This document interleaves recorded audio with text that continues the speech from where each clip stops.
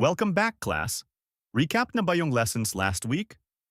Last week was the tutorial level where we defined what is retail.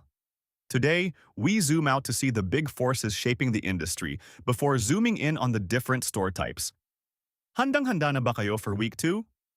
If week 1 was the tutorial level, week 2 is where the game difficulty increases. But don't worry, I'll be your cheat code. Level up na tayo. By the end of this session, you'll be masters of the pestle framework.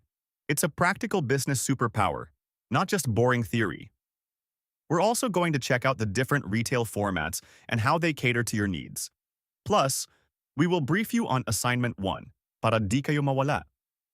By the end of this week, pestle will sound less like a chemistry experiment and more like a business superpower.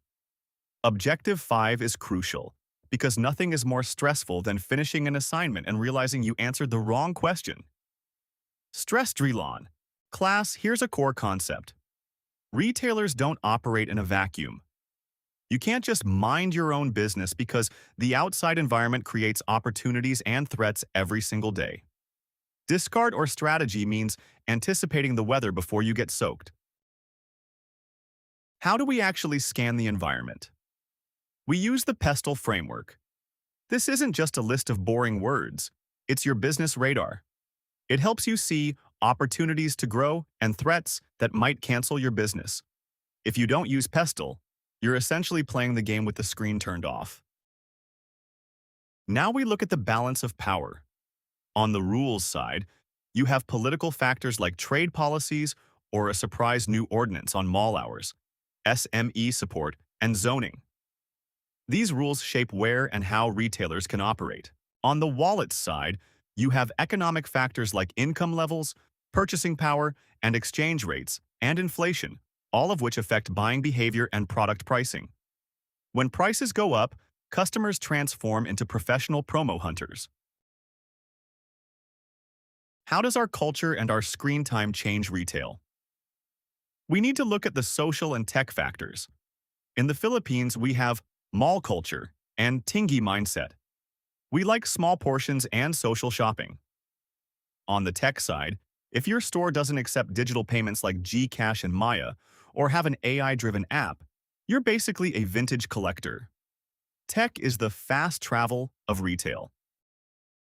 Sustainability is no longer a bonus level. It's part of the main quest. Environmental and legal forces are now included. Sustainability isn't just an aesthetic vibe for your Instagram anymore, it's mandatory. We're talking plastic bans and eco-packaging as part of the main quest of business. Legally, you have to watch out for the DTI and Data Privacy Act, because getting caught is more expensive than just doing the right thing. What is a retail format and why does it matter? It is the business model of the store. It determines the assortment, pricing, store design, and target customers. In simple terms, the format is the retailer's blueprint. Think of this as your character class or business blueprint. It defines what you sell, your price point, and where you're located. You can't just mix and match randomly. You have to choose the format that survives the pestle weather we just discussed.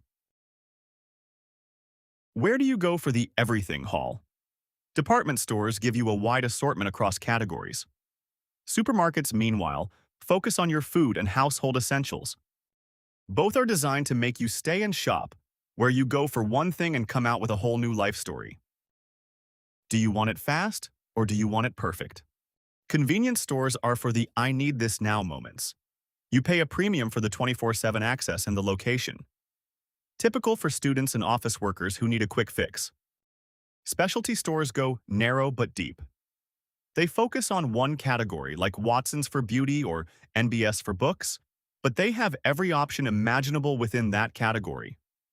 They offer expertise that general stores can't match. What happens when the store lives in your pocket? E-commerce brings digital marketplaces and intense price competition. But the true best of both worlds is omnichannel, where you browse online, try it on in-store, and return it via courier. It's a seamless loop. Welcome to the Beautiful Culture/Impulse Shopping Hall, where free shipping convinces you to buy things you don't need. Add to cart. What trends are redefining the future of shopping? Retail is changing through live selling and influencer-driven marketing, especially on platforms like TikTok.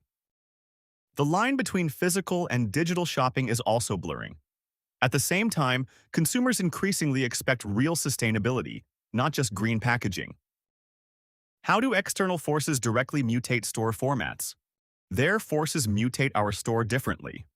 For instance, tech gives us live selling and AI recommendations. The economy pushes convenience stores to offer value combo meals for budget-conscious students. Even our culture plays a part.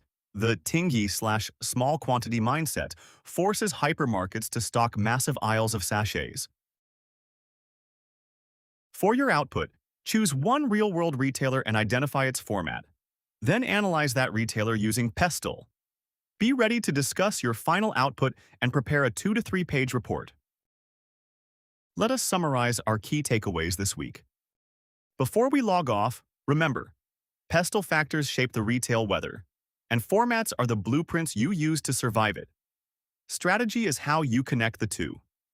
Next week, we're diving into the mind of the consumer to ask, why do we buy things we don't need?